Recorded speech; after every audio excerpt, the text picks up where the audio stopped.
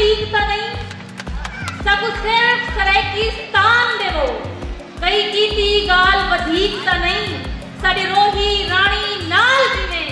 पर जुल्म करे तो ठीक ता नहीं इवें तां ओ नहीं मिलदा पलदे परूण विचों छण छण के अपने कोलों वलहल निखरना पौंदे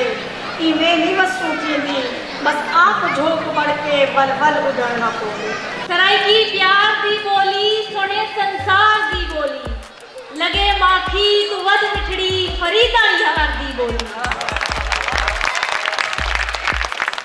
लगे माखी तू वध मिठड़ी फरीदा यार दी बोली और मैं डोड़ा सुने सा जेड़ा साडा मकसद है हया